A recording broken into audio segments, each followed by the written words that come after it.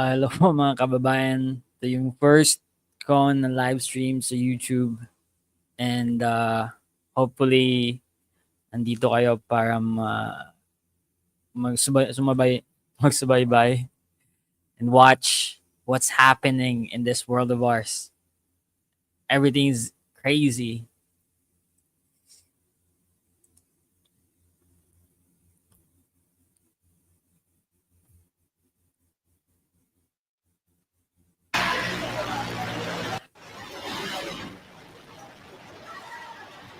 Bruh.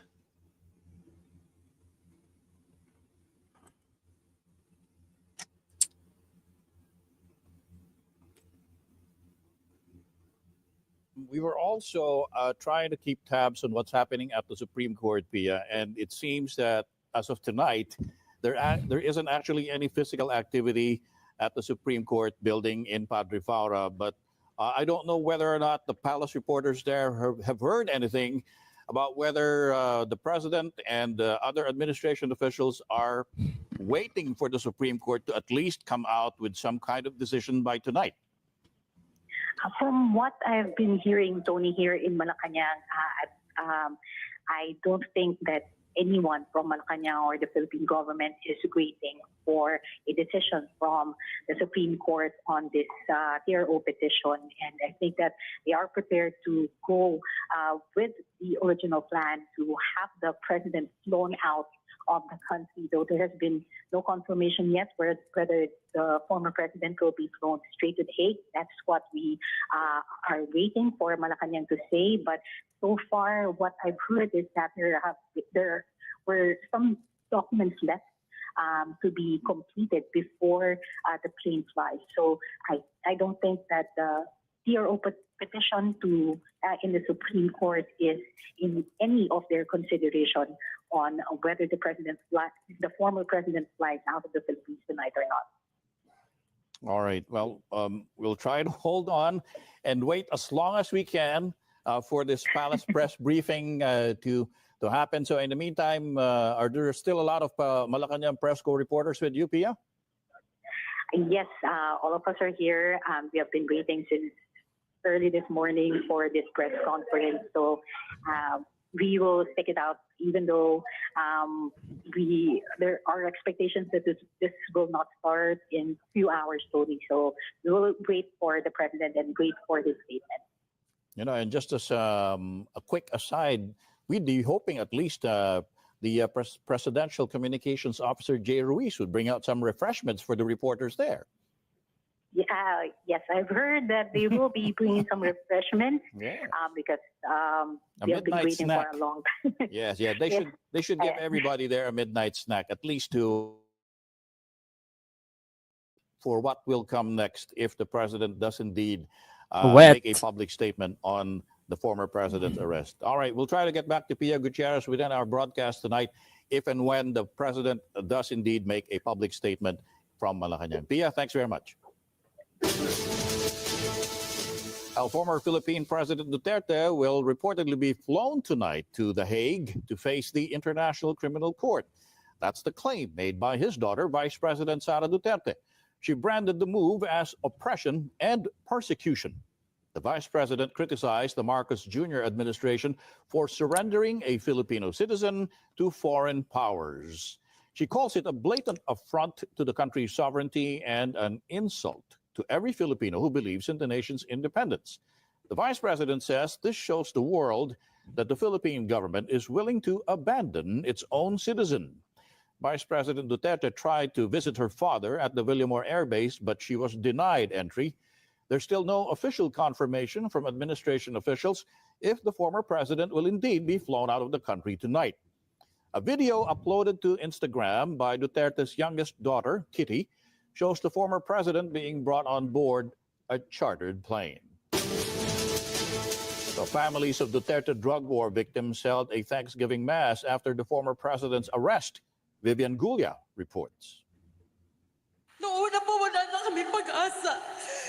Hindi namin alam na ganito mangyayari. Hindi namin alam na magkakaroon ng pustisya kasi Alam namin makapangyarihan po yung nakaupo noon.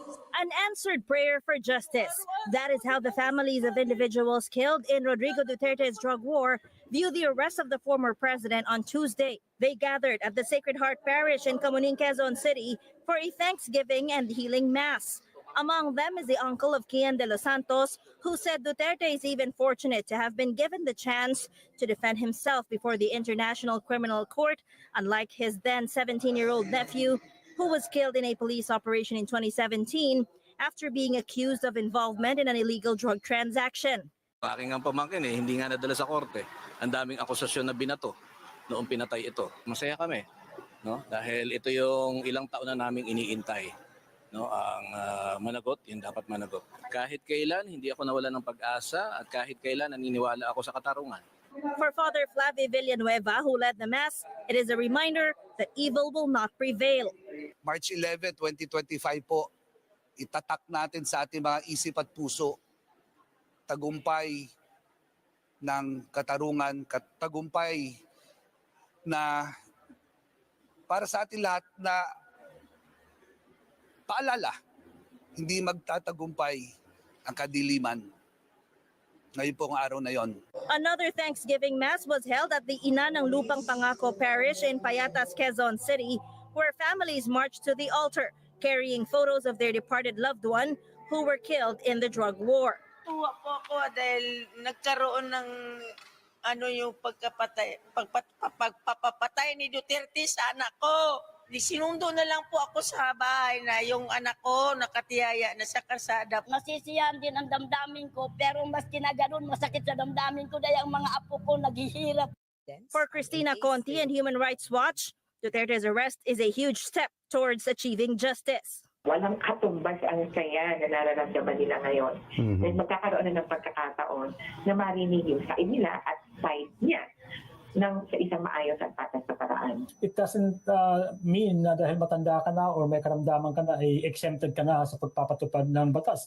Kailangang managot ni Presidente Duterte. Two former senators and Duterte critics also hailed the former president's arrest. Napakahaba din po nung biyahe na yan. Simula 2017 pa po, noong unang tinan po nung Magdalo Group ang communication sa ICC laban kay Duterte. Ang dami hong pagsubok niyan, pero at least harapin po tayo rito. This is triumph of the rule of law and justice over traitors and murderers like him who sought to destroy our nation. I've been crying out for justice not only for myself, but also for those victims of the war on drugs.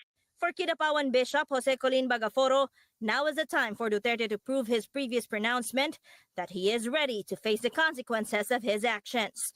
The Commission on Human Rights has deployed investigators to monitor and assess the developments surrounding the case.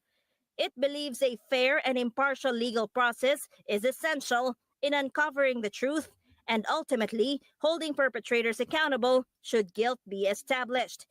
In a social media post, former UN Special Rapporteur Agnes Calamar remembered the victims of the war on drugs and those who fight for justice.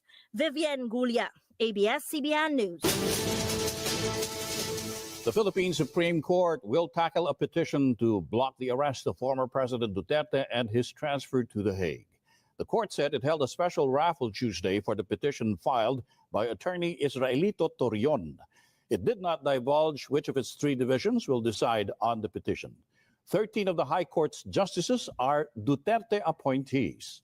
Attorney Torion's petition argues that the International Criminal Court no longer has jurisdiction over the Philippines since the country withdrew from the Rome Statute in 2019. He also insists the Philippines has no obligation to the Interpol concerning the ICC. The petition names as respondents Executive Secretary Lucas Bersamin, Justice Secretary Jesus Crispin Remulla, and Interior Secretary John Bake Remulla.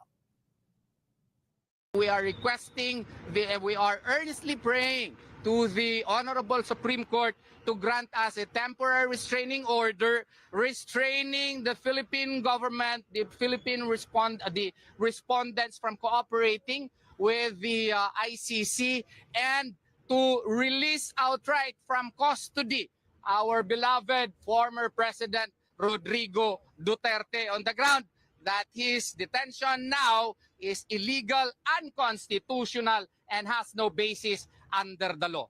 Sa pinakapangdaling salita po, meron po rin tayong sovereignty. We enjoy sovereignty as a nation. So knowing that we have territorial sovereignty and we therefore have to be governed by our own laws po. Exception lamang yan kung magpasok po tayo sa mga treaty katulad po ng Rome Statute. Nag-withdraw na po tayo doon. Duterte supporters are gathering at the Villamor Air Base in Pasay City, where the former chief executive has been detained following his arrest Tuesday morning. Jackie Pascual is still looking at the developments there, and he joins us now for the latest. Jackie, any indication whether or not the plane with the former president on board is already cleared for takeoff? Hi, Tony. So